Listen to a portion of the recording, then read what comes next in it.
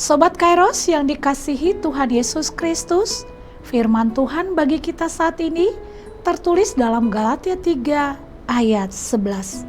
Dan bahwa tidak ada orang yang dibenarkan di hadapan Allah karena melakukan hukum Taurat adalah jelas, karena orang yang benar akan hidup oleh iman.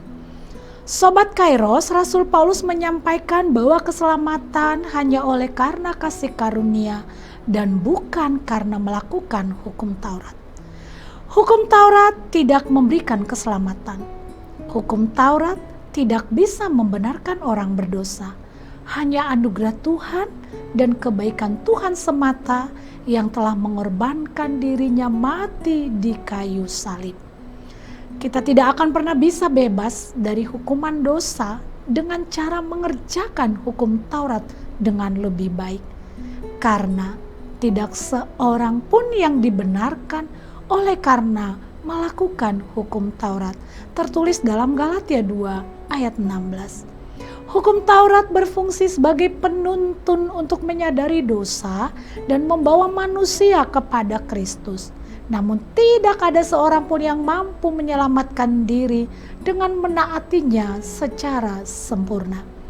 Kita melakukan hukum Taurat karena mengasihi dan mau taat kepada Tuhan. Tetapi iman kepada Tuhan Yesus yang membuat kita dibenarkan di hadapan Allah. Sebaliknya, kasih karunia Allah adalah satu-satunya harapan kita. Di dalam kasih karunia kita beroleh penebusan, yaitu pengampunan dosa, Efesus 1 ayat 7. Di dalam Kristus, Dia menghapuskan dosa kita dan menyambut kita sebagai anak-anak-Nya. Ia tidak lagi melihat kesalahan masa lalu kita. Ini bukan hasil kerja keras, bukan karena ibadah yang banyak atau yang lain, tetapi murni karena kasih karunia yang kita imani dalam hidup kita. Namun, iman bukan hanya kata-kata semata. Iman yang sejati berarti mempercayakan seluruh hidup kita kepada Tuhan, menyerahkan kendali dan belajar berjalan dalam kehendak-Nya. Ketika seseorang beriman kepada Tuhan, itu berarti dia sungguh-sungguh percaya kepada Kristus. Dengan demikian, ia akan menemukan damai sejahtera yang tidak bisa diberikan dunia. Ia tahu bahwa apapun yang terjadi, Allah memegang kendali. Dari situ lahir kekuatan untuk mengampuni, untuk jujur walaupun sulit, dan untuk tetap berharap meski keadaan tidak mudah. Orang yang dibenarkan tidak hidup dalam ketakutan lagi, sebab ia tahu Tuhan memegang hidupnya.